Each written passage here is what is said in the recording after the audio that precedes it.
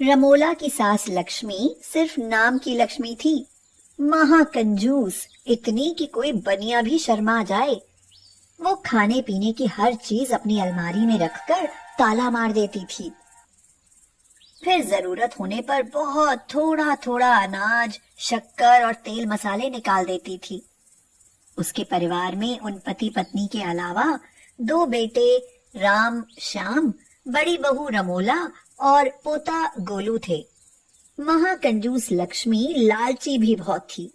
सुबह से शाम सबको बचत करना सिखाती और हमेशा अड़ोस पड़ोस से चीजें उधार मांगकर बहू से खाना बनवाती। जब एक दिन उनके छोटे बेटे श्याम को देखने लड़की के माता पिता आने वाले थे, तो लक्ष्मी ने बहू से कहा, अरे रमोला बहू, जाकर पड़ोसी से दूध और शक्कर उधार ले आ। अपने शाम को देखने लड़की वाले आ रहे हैं। रमोला सिर झुकाकर बोली, माँ जी, सारे पड़ोसियों ने अब कुछ भी उधार देने से साफ मना कर दिया है। सारे मोहल्ले वाले हमें भिखारी परिवार कहकर मजाक उड़ाते हैं, क्योंकि उनका कहना है आप उधारी चीजें मांगने तो भेज देती हैं, मगर चुकाती कभी नहीं। बहू की बात सुनकर लक्ष्मी कुछ सोचकर बोली, अच्छा, तू उन पड़ोसियों को मार गोली। अरे मैं तो सामने वाले मकान में जो नए पड़ोसी शर्मा फैमिली आए हैं ना, उनसे उधार मांगने को कह रही थी। यह सुनकर लक्ष्मी के पति दुखी होकर बोले, अरे ये क्या लक्ष्मी, अब हमारे इतने बुरे दिन आ गए कि मेहमानों के लिए हमें चाय बिस्किट भी पड़ोसियों से मांगनी पड़ेगी। अरे भगवान की दया से मेरी पेंशन आती है, दोनों बेटे भी अच्छा खासा कमाते हैं, फिर ये सब क्यों? अजी चुप करिए जरा, ये घर गृहस्थी की बातें आप नहीं समझेंगे। महंगाई कितनी बढ़ गई है, मैं इतने बड़े घर का खर्च कैसे चलाती हूँ ये मुझे ही पता है। आप तो बस अपना चश्मा संभालिए, जब देखो चश्मा लगाए लगाए सो जाते हैं। कभी गलती से हाथ लगकर चश्मा गिरकर टूटा ना, तो पता चलेगी चश्मे की कीमत। फिर बहू से बोली, अच्छा बहू, तू जा जल्दी से मांग ला दूध शक्कर, तब तक मैं किचन में बचे खुचे नरम पड़ गए बिस्किट देखती हूँ। अगर नहीं मिले तो फिर सोचेंगे कि कहाँ से मांग कर लाने हैं। लड़की वाले आए, रिश्ता तय हो गया और लड़की वाले ठंडी चाय, टूटे नरम बिस्कुट देख बिना कुछ खाए पिए ही चलने लगे। तो लक्ष्मी बोली, भाई साहब, आप लोग तय वक्त से थोड़ा देर से आए, इसलिए तब तक चाय बिस्कुट खुले पड़े रहने के कारण ठंडे और नरम पड़ गए हैं। कोई बात नहीं, अब तो आना जाना लगा ही रहेगा ना, अगली बार जरूर चाय पीकर जाइएगा। वो लोग चले गए। फिर लक्ष्मी अपनी बहू से बोली, देख बहू, इसे कहते हैं समझदारी। हम कितने गरीब हैं, फिर भी देखो मैं कितनी होशियारी से गृहस्थी चला रही हूँ, वरना तुम्हारे हाथ होता तो कब का घर बिकवा कर रास्ते पर ले आई होती। अब ये चाय बिस्कुट हमारे शाम के नाश्ते में काम आएंगे, समझी बहू? सीखो सीखो कुछ मुझसे। बहू बेहद शर्मिंदा हुई। कुछ दिनों बाद छोटे बेटे की शादी हुई और नई बहू सुरेखा ससुराल आ गई। सास ने बहू के जेवर, नए कपड़े भी खुद की अलमारी में रख लिए। दोनों बहुओं को सिर्फ 2 जोड़ी कपड़े ही दिए थे, एक धोना एक पहनना चीथड़े होने तक। सुबह जब नई दुल्हन उठकर नहाने ब्रश करने बाथरूम में गई, तो वहां न टूथपेस्ट और न ही नहाने का साबुन था। सुरेखा ने आवाज देकर पेस्ट साबुन मांगा, तो सास ने पेस्ट की जगह नमक और साबुन की जगह चिकना पत्थर उसकी हथेली पर रख दिया और कहा, हम सब तो ऐसे ही ब्रश करते और नहाते हैं।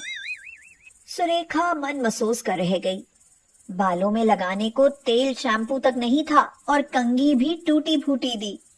ऊपर से लक्ष्मी बहुओं से कहती, 4 दिन में एक बार नहाओ और कपड़े धो, ताकि सर्फ और पानी व्यर्थ खर्च न हो जाए। रमोला ने आकर कहा, माँ जी, मुन्ना बहुत रो रहा है, घर में सिर्फ पाव से दूध बचा है, दूध बिस्किट लाने के लिए पैसे दीजिए।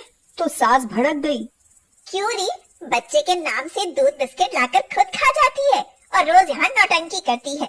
रुक जरा। और पाव से दूध में 2 लीटर पानी डाल दिया। अब लक्ष्मी बोली, देख, अब दूध 2.25 लीटर हो गया। अब बच्चे को पिलाओ, चाय बनाओ, तब भी कल के लिए बच जाएगा। और यह ले, थोड़ा सा आटा भी ले जा। इसे बिस्किट की जगह दूध में घोलकर मुन्ना को पिला दे, ताकत आएगी। लक्ष्मी सब्जी तरकारी भी खुद ही लेकर आती।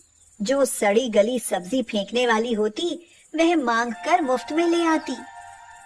एक दिन किसी परिचित के घर बेटे की शादी का न्योता मिला, तो लक्ष्मी सारे परिवार समेत भर पेट खाकर एक सादे लिफाफे पर बिना नाम लिखे उसमें नोट की जगह कटे हुए कागज पैक करके लिफाफा दे आई। बच्चों से बोली, अब हजारों लिफाफे उनको गिफ्ट में मिले होंगे, उन्हें क्या पता चलेगा ये किसने दिया। रमोला तो गरीब घर से थी, इसलिए सास की ज्यादती 5 साल से बर्दाश्त कर रही थी। लेकिन सुरेखा अमीर बाप की इकलौती संतान थी, उसे यह सब मंजूर नहीं था। लेकिन लक्ष्मी के आगे उनके पति और बेटे सब गूंगे थे। रोज इसी तरह खराब सब्जी खाकर लक्ष्मी और उसका पूरा परिवार बीमार पड़ गए। लेकिन फिर भी लक्ष्मी की आदत ज्यों की त्यों रही। अड़ोस पड़ोस की औरतें भी दोनों बहुओं से कहती थीं, हे राम, ऐसा जुल्म बर्दाश्त करना भी जुर्म है। तुमको आवाज उठानी होगी, वरना कोई न कोई बीमार पड़कर जान से भी जा सकता है। अब तो सुरेखा की बर्दाश्त से बाहर हो गया। शाम को पति के घर आते ही सुरेखा भड़क कर चिल्लाई, सुनो जी, मेरे माँ बाप ने तुमसे मेरी शादी यहाँ भिखारियों की तरह जिंदगी गुजारने के लिए नहीं की है। इससे तो हमारे घर के नौकर भी ज्यादा अच्छी तरह रहते हैं। तुमने अगर 2 दिन में अपनी माँ को नहीं समझाया तो देख लेना, मैं मायके चली जाऊंगी। फिर रहना अपनी माँ के पल्लू से बंधे हुए, कंजूसी करते हुए। हाँ। लेकिन राम श्याम तो मिट्टी के माधव थे। सुरेखा के बोलने का कोई फायदा नहीं हुआ। और फिर एक दिन दोपहर का समय था और घर में सिर्फ सास, बहुएं और पोता थे। बेटे ऑफिस और ससुर जी बैंक गए थे। दरवाजे पर दस्तक हुई। उन्हें लगा बैंक से ससुर लौट आए हैं। सुरेखा ने दरवाजा खोला तो डर कर पीछे हट गई, क्योंकि दरवाजे पर 2 नकाबपोश आदमी खड़े थे और उनके हाथ में पिस्तौल थे। नकाबपोशों ने पिस्तौल वहां मौजूद सास बहुओं पर तान दिए और लक्ष्मी के सिर पर पिस्तौल लगाकर एक नकाबपोश बोला, हे बढ़िया, चुपचाप अलमारी की चाबी हमारे हवाले कर दे। इस पर लक्ष्मी गिड़गिड़ा कर बोली, लगता है आप लोगों को गलत खबर मिली है। हम लोग तो बहुत गरीब हैं, हमारे पास तो खाने को भी नहीं है, इसलिए हम लोगों से उधार मांगकर जैसे तैसे 2 वक्त की चटनी रोटी खा लेते हैं। यकीन न हो तो हमारे सभी पड़ोसियों से पूछ लो। लक्ष्मी की बात सुनकर वह नकाबपोश अपने दूसरे साथी से बोला, चल यार, ये लोग तो कंगाल हैं, इसलिए इन चारों को बेहोश करके बोरे में डालकर साथ ले चलते हैं और अपने अड्डे पर जाकर इन चारों के हाथ पैर तोड़कर इनसे भीख मंगवाएंगे। तो दूसरा नकाबपोश बोला, हाँ यार, आइडिया तो एकदम सही है। वैसे भी इस बुढ़िया की शक्ल और हाव भाव देखकर लगता भी है कि ये खानदानी भिखारी है। इसे हम भिखारियों का लीडर बनाएंगे।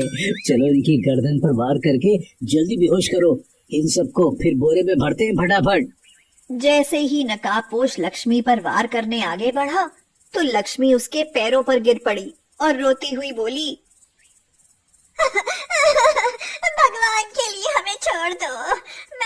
मैं सच बताती हूँ, मेरे पास बहुत सोना और नकदी है, पर लालच की वजह से मैं उसे खर्च नहीं करना चाहती थी, क्योंकि खर्च करने से धन कम होता है।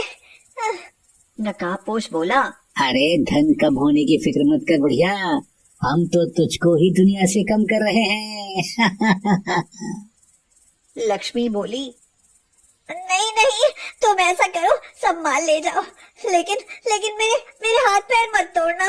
मैं अब कभी भी किसी से झूठ बोलकर कुछ नहीं मांगूंगी। घर में जो होगा वही सबको खिलाऊंगी, पर मुझे, मेरी बहुओं और पोते को मत मारो, इन सब का कोई कसूर नहीं है। नकाबपोशों ने लक्ष्मी से उसकी अलमारी की चाबी लेते हुए कहा, चलो ठीक है, तुम इतना गिड़गिड़ा रही हो तो तुमको सब कुछ छोड़ देते हैं, लेकिन दोबारा झूठ बोलकर सबसे उधार मांग कर खाया तो सचमुच के भिखारिन बना देंगे, समझी। और वो दोनों लोग लक्ष्मी की सारी लक्ष्मी अपने साथ लाए बैग में भरकर ले गए। उस दिन के बाद से लक्ष्मी सुधर तो गई, लेकिन सारी दौलत लूट जाने के सदमे की वजह से बहुत बीमार पड़ गई। इसलिए लक्ष्मी की हालत घर वालों से देखी नहीं गई और उसके पति ने उसे सच्चाई बता दी और कहा, अरे ये सारा प्लान हम सब ने मिलकर बनाया था और वो दोनों नकाबपोश लुटेरे ये अपने ही बेटे राम और श्याम थे। सारी दौलत घर में ही मौजूद है। यह सुनकर लक्ष्मी की जान में जान आई, लेकिन अब वह अपनी गलती मान चुकी थी कि लालच बुरी बला है। उसके बाद उनका पूरा परिवार मिलजुल कर खुशी खुशी रहने लगा। महाकंजूस सास की कंजूसी भी खत्म हुई।